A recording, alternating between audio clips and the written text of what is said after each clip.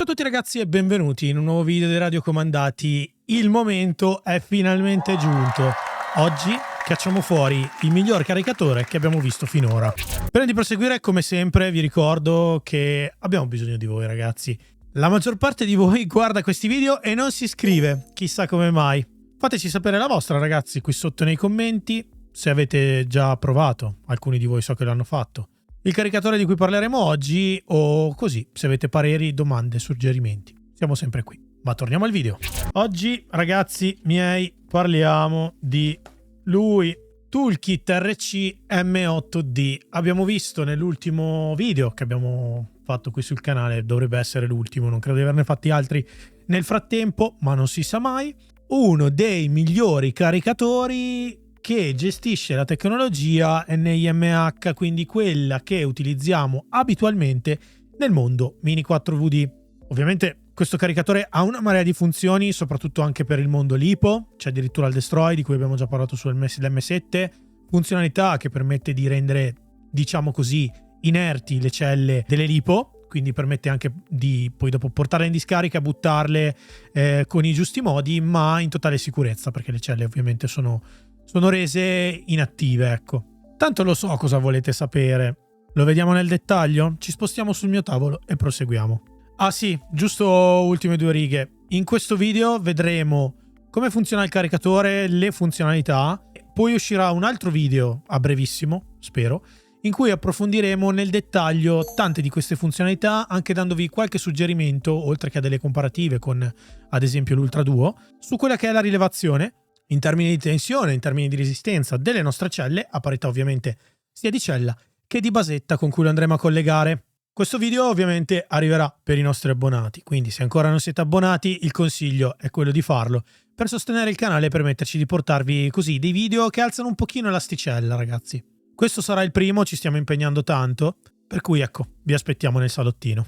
Oh, datemi un secondo, sposto la mia Mini 4VD definitiva, leviamola di mezzo. Allora, lo vedete, l'ho già tirato fuori, però volevo farvi vedere anche quella che è la scatola, perché comunque riporta parecchie informazioni molto molto interessanti. Allora, intanto, come vi dicevo, il caricatore, il caricabatterie è dello stesso brand di cui abbiamo parlato nel video precedente, quindi Toolkit RC M7 era il precedente. Questo è una versione maggiore, superiore a 2 canali, come potete vedere qui dalle 2 uscite, denominato appunto M8D. Già qui possiamo vedere quella che è la capacità, ovvero 30 A per 2 canali. non è da poco, ok? Non è da poco. Oltre a questo abbiamo un display capacitivo che vedremo poi nel dettaglio, e anche un USB-C nella parte posteriore di fianco all'alimentazione che alimenta sempre costantemente a 65 watt. Avremo anche la possibilità di vedere a display direttamente quello che è l'assorbimento dato da questa porta, cosa non da poco effettivamente. Qui poi sullo sportellino vengono riportate anche altre caratteristiche, il fatto che comunque raggiunge fino a 1600 watt, la risoluzione del display che è 460x320, quindi non da poco, e anche il fatto che ci sono delle ventole, ok? Ci sono delle ventole che sono molto potenti, ma nonostante questo sono molto più silenziose del vostro Ultra Duo. Altre cose particolari non ce ne sono, ma se andiamo ovviamente ad aprirlo, eccoci qua, vabbè, abbiamo questa parte qui che va a coprire, io ovviamente l'ho già aperto. Cosa molto interessante che avevamo visto anche nell'M7, è presente una pellicola per lo schermo, non è vetro temperato, ma comunque una pellicola che lo va a proteggere, è inclusa, perché no, non male. Abbiamo poi questo cavo ovviamente, diciamo, da poi effettivamente per essere utilizzato dovrebbe essere saldato in un qualche modo a un alimentatore, perché il nostro M8D utilizza le porte standard che vengono utilizzate nel mondo del modellismo, ovvero le XT, ok? Ci sono tanti produttori dell'RC che in realtà ne usano delle varianti o comunque degli attacchi proprietari, ma nel momento in cui si va poi ad esempio su batterie anche da gara per il mondo RC, gli spinotti che si adottano in genere sono o XT90 come in questo caso o XT60 che è la versione leggermente più piccola, di poco più piccola. Tant'è che io qui, giusto per farvelo vedere, nella scatola ho inserito anche un adattatore. Perché? Perché il caricatore, diciamo così, intermedio che utilizza, che produce Toolkit RC, appunto, è un caricatore che ora vedremo, che ha un attacco XT60. Ve li faccio vedere. Allora, questi qui che cosa fanno? Semplicemente vanno ad effettuare una riduzione su quello che è lo spinotto. Quindi nel momento in cui ho ad esempio una porta, e adesso lo andiamo anche a spacchettare così lo vediamo bene, come in questo caso qui, ve lo faccio vedere, ok, questa è una XT90, ho la possibilità di andarlo ad alimentare in questo modo con un connettore che vedete qui, XT60. Non c'è alcun tipo di problema a fare questo. Ovviamente noi vi consigliamo sempre di ridurre al minimo quelli che sono gli adattatori. Perché? Perché al suo interno comunque questi adattatori hanno saldature, ci può essere dispersione, potrebbero essere fatti male. Insomma, più abbiamo uno spinotto corretto nel modo giusto, diciamo saldato e corretto, collegato all'alimentazione, meglio è. In questo caso specifico questo caricatore da una porta XT60, quindi io necessariamente devo utilizzare un connettore. Questo è l'alimentatore sempre di Toolkit RC, che vi faccio vedere. Sembra un po' un alimentatore da PC che ha queste caratteristiche, quindi dai 100 ai 240 volt in input e massimo 4 ampere. Queste sono un po' le caratteristiche in termini di input. Da un punto di vista dell'output invece, quindi quello che andrà effettivamente a portare qui dentro, abbiamo 19.5 volt e arriviamo fino a 10.3 ampere. Quindi andiamo effettivamente a collegare il nostro alimentatore XT60, eccolo qui, che si va ad accendere. Come potete vedere abbiamo qui due, chiamiamoli tachimetri, in cui già capiamo che nella parte sinistra andremo a gestire il canale 1 e nella parte destra il canale 2. Nella parte posteriore abbiamo queste ventole e qui, anche se si vede molto poco, abbiamo una porta USB-C. Sopra la nostra porta XT abbiamo una micro SD che è già inserita, quindi ne viene data una in dotazione, che fa delle cosine molto molto interessanti per noi appassionati di Mini 4D VD, ma lo vedremo dopo. Veniamo ora alla ciccia. Allora, questo alimentatore, come ho detto tante volte, non scenderò tanto nel dettaglio perché ne parleremo poi in un video dedicato. Per ogni canale dà la possibilità di raggiungere in alimentazione, quindi in carica, diciamo così, fino a 30 ampere. Lo so, è tantissimo.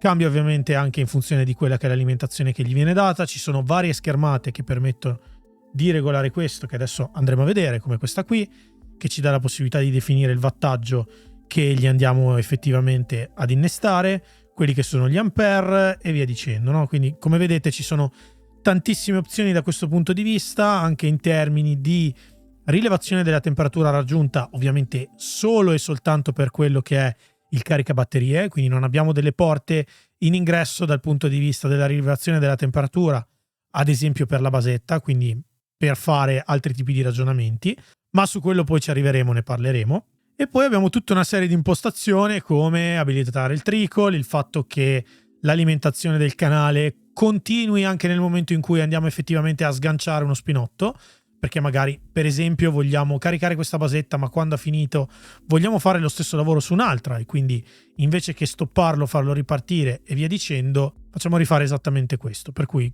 collegando anche un'altra basetta il lavoro continuerà sulle nuove pile. Allora, piccola menzione per queste basette, queste sono delle basette molto molto semplici, fatte anche abbastanza bene. Queste sono quelle fatte dal nostro amico T-Pro, ne vengono fatte tante, ad esempio dal nostro buon Omega, sapete che comunque è parte del nostro staff. Ci sono delle basette che sono veramente assurde, ne sta creando anche di specifiche secondo me, se conosco i miei polli, anche per questo caricatore con delle funzionalità in più, ma non voglio dirvi troppo. Che cos'è importante? Ok, l'importante è avere una basetta che abbia in un qualche modo un'entrata, quindi un maschio XT60, ok? Se avete delle basette, ad esempio dell'Ultra Duo, potete ovviare con un cavetto di questo tipo, quindi con degli ingressi a banana, quindi come quelli che utilizziamo normalmente, e dall'altra parte XT60, perché io banalmente facendo così vado a portare fuori due ingressi a banana per le mie basette, diciamole un po' più standard nel mondo Mini 4VD, sono un po' quelle che utilizzate tutti, vero? Io però, siccome avevo puntato tantissimo su quello che è il B6 Neo di SkyRC, mi ero munito di questa basetta con appunto un'alimentazione diretta XT60, perché lì c'è solo direttamente quello, non volevo avere troppi cavi in giro.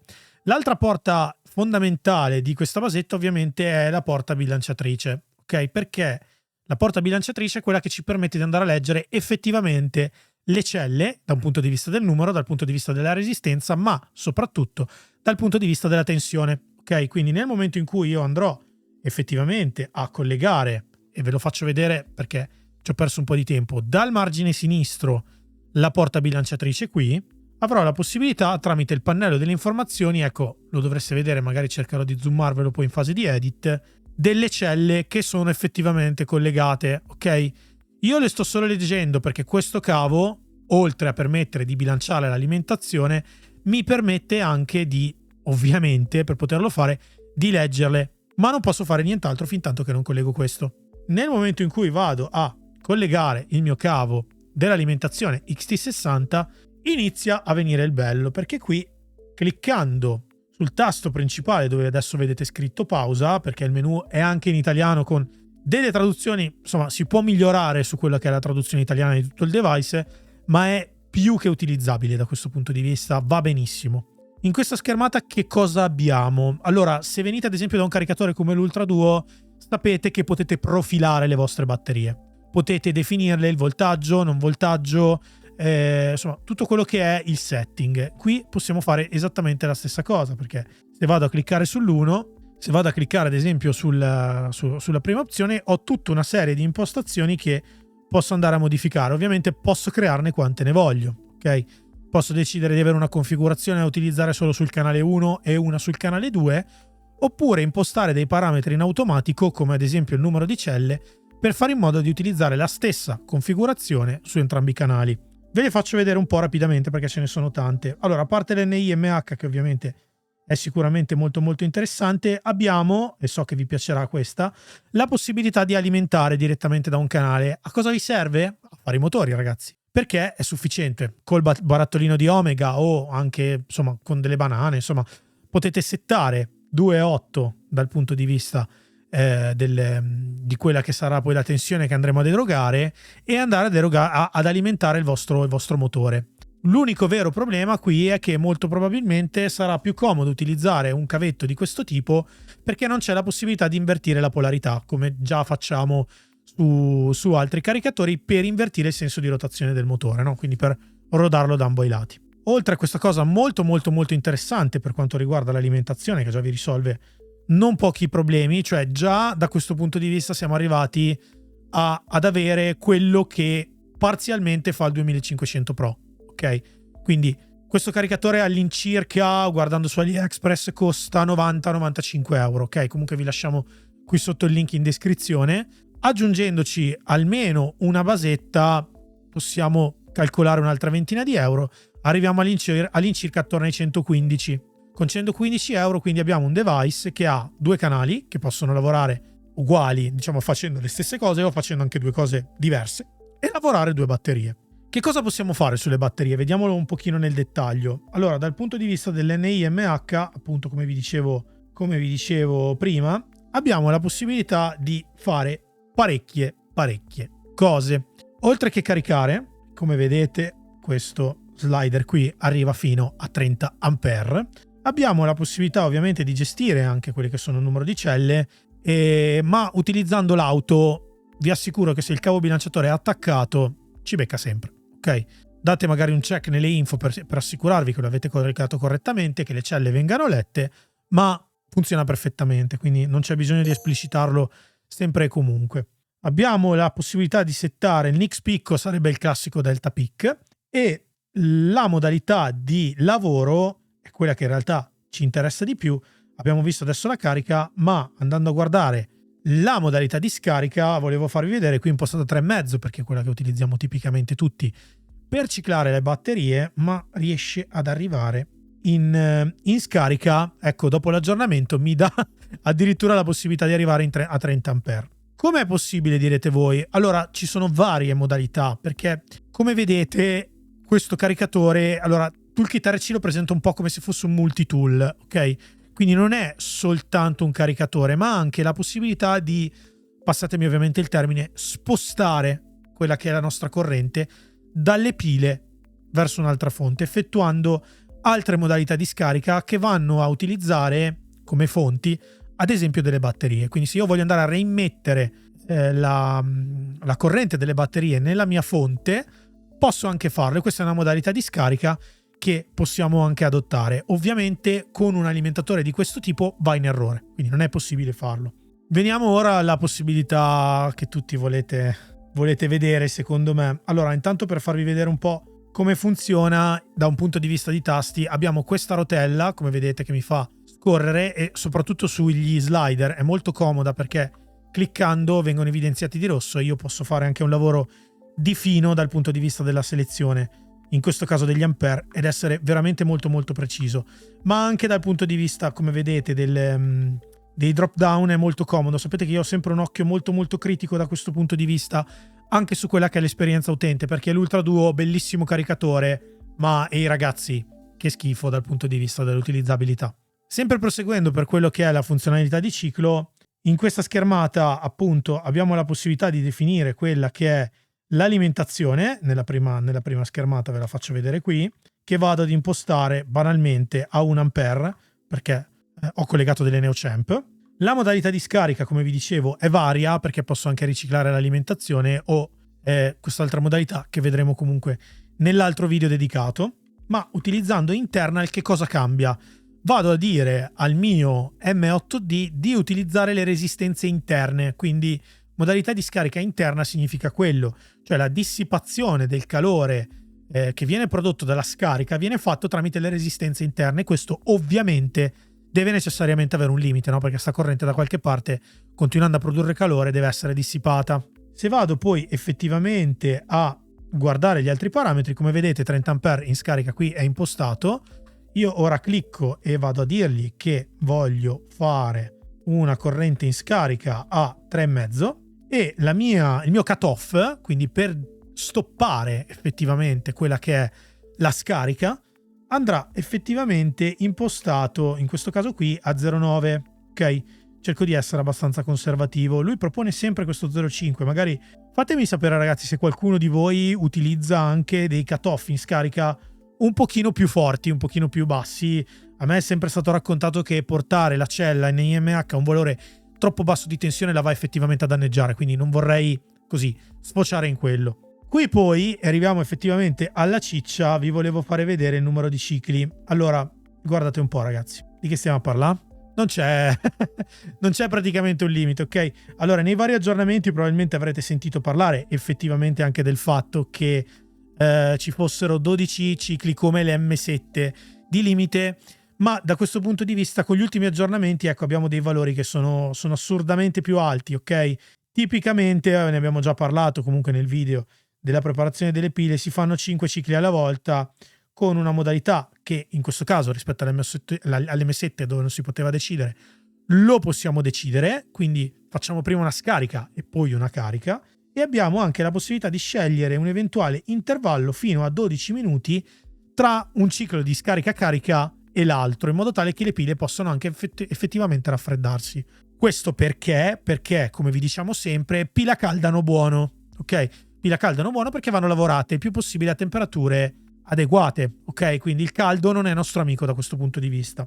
Confermo, e questo è il mio preset. Come vedete io qui ho 2 bottoni che mi fanno scegliere effettivamente se utilizzare sul canale 1 o sul canale 2. Al momento ho collegato soltanto il canale 1, quindi imposto questo e faccio inizio. Come vedete il valore 0, da 0 si va a un valore negativo perché sto andando appunto in scarica, ok? Allora, che cosa sta succedendo? Mi sono un attimo spaventato, ma effettivamente se andate a vedere quello che è il valore di tensione del pacco batterie, qui viene riportato il totale.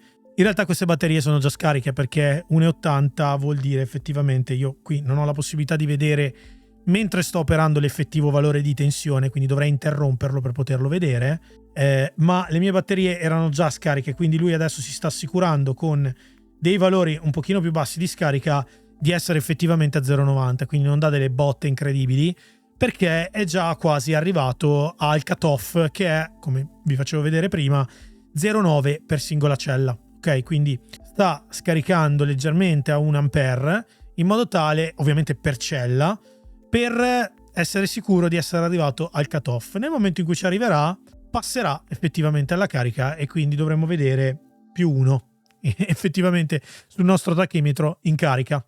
Ed eccolo qua, giusto per fare prima ho cambiato la tipologia di ciclo, quindi caricando e poi scaricando, perché volevo farvi vedere effettivamente quantomeno il tachimetro salire, ok? Perché le batterie erano completamente vuote.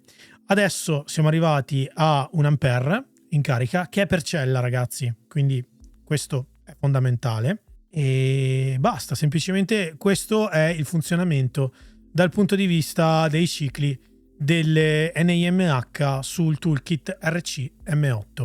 Volevo farvi vedere altre funzionalità veramente molto interessanti, perché vi sarete chiesti probabilmente come fare per poter vedere anche le celle. Se io sono posizionato sul canale 1, posso tenere premuto questo bottone, che è quello dell'exit, e vedete internal resistance getting, vuol dire che il caricatore sta facendo una misurazione di quella che è la resistenza interna, dando delle botte di corrente. Avete visto il tachimetro salire, ed effettivamente ora, cliccando info, abbiamo di nuovo la schermata delle tensioni delle nostre celle, ma se io clicco una volta rapidamente ho un'altra pagina dove vengono riportate effettivamente quelle che sono le resistenze delle mie celle. Ok? Posso anche scorrerle. Vediamo un po' se riesco a farvelo vedere in questo modo qui. E che cosa viene fatto effettivamente? Viene effettuata una scarica, perché durante la scarica il caricatore è in grado di capire effettivamente quella che è la resistenza, e niente, semplicemente ce la andrà a mostrare. Ora, queste pile hanno qualche problemino, mi stanno dando dei valori un po' strani, ma vi posso assicurare che il procedimento è abbastanza semplice, quindi tenendo premuto questo bottone, dopo pochi secondi viene aggiunta una schermata dedicata qui, che ci dà appunto la possibilità di vedere i valori. Oltre alla possibilità di ciclare con questo caricabatterie, abbiamo anche la possibilità di effettuare il destroy. Ora, io non ho la minima idea di come mai questa funzione sia abilitata sull'NIMH. Magari fatemi sapere qui sotto nei commenti, ragazzi, se ne sapete di più, se effettivamente è una delle possibilità che possiamo fare su queste celle, cioè se abbiamo la possibilità di spegnerle completamente. A me non risulta, ma ci sono tante cose che non so, quindi non vorrei dire sciocchezze. Sicuramente quella funzione lì è veramente molto utile dal punto di vista delle lipo, perché appunto nel momento in cui, lo sapete, sono delle batterie che hanno, come dire, un alto rischio da questo punto di vista se non vengono conservate correttamente. Se fate tutto quello che dovete fare c'è da stare tranquilli sicuramente, però nel momento in cui vi rendete conto che una batteria ha dei forti sbilanciamenti nelle celle interne, ovviamente lipo, o magari si sta gonfiando troppo, ecco, tramite il procedimento del destroy abbiamo la possibilità di renderla inerte, quindi evitare che a un certo punto inizi a fare così un bel flambé. Questa funzionalità non ve la farò vedere perché ho l'abitudine di portare in discarica personalmente tutte le lipo che hanno qualche tipo di problema, quindi quelle che ho in casa sono perfette, quindi non ho la minima intenzione di distruggerne nessuna. Però ecco, abbiamo anche questa possibilità. Altro piccolo dettaglio, questo schermo ha la possibilità di essere reclinato. Questo è veramente molto utile se lo appoggiate su un tavolo che magari non è lì vicino a voi. Io ad esempio lo tengo qui di fianco e con lo schermo alzato così riesco a vederlo anche da qui senza dovermi avvicinare sempre. Ed eccoci qui, ragazzi. Allora, Toolkit RC M8D per quanto ci riguarda è veramente un ottimo caricatore. Vedete le dimensioni anche nella mia mano, cioè veramente un qualcosa di molto compatto, molto pratico da portarsi dietro, molto più di caricatori a cui siamo abituati, che ormai sono totalmente fuori garanzia, totalmente fuori supporto. L'indice di riparabilità ovviamente non lo conosciamo in questo momento, ma mi viene da dire che sicuramente quantomeno l'assistenza è presente, perché Toolkit RC è una ditta che vive e vegeta e quindi quantomeno vi può rispondere. A parte questo, che altro dirvi, è un caricatore che secondo me sarebbe molto utile nel mondo delle Mini 4VD, ma non solo, anche nel mondo dell'RC, perché è compatto, ha 2 canali, ha la possibilità comunque di essere alimentato non solo da un alimentatore, ma anche da una batteria, perché come vi facevo vedere prima dalla schermata comunque di definizione di quello che è l'input di alimentazione del device, possiamo andare a definire tutti i valori e quindi, perché no, magari gestire una gara Mini 4VD con una batteria lipo nel momento in cui ci ritroviamo, per esempio, a non avere una spina di corrente presente, e quindi ad essere effettivamente totalmente slegati dall'alimentazione a muro ed essere autonomi. Come vi dicevo prima, abbiamo deciso da questo video di iniziare a fare un po' di video di dettaglio ulteriori nel momento in cui trattiamo l'argomento, solo ed esclusivamente per i nostri abbonati. Può essere un tema che sarà, non so, probabilmente a qualcuno, soprattutto a quelli cui normalmente non stiamo simpatici, darà fastidio, ma ci siamo guardati in faccia, abbiamo detto che comunque quello che stiamo facendo è cercare di portare del valore al modellismo italiano, cercare di costruire qualcosa. Sta diventando veramente molto difficile dal punto di vista economico sostenere il tutto, e quindi così cercare di chiedervi un aiuto è sicuramente una buona cosa, cioè quello che fa qualsiasi creator che si fa supportare dalla propria community. Però ecco, vogliamo restituirvi qualcosa di veramente concreto, qualcosa che fino ad ora secondo noi non abbiamo fatto così con sistematicità e metodo, ma inizieremo a farlo e questo sarà il primo video. Quindi così vi invitiamo ad abbonarvi anche al canale se ancora non l'avete fatto, e arriva il video, raga. Ah, stavo giusto dimenticando. Addio piacendo, arrivederci, alla prossima. Ciao!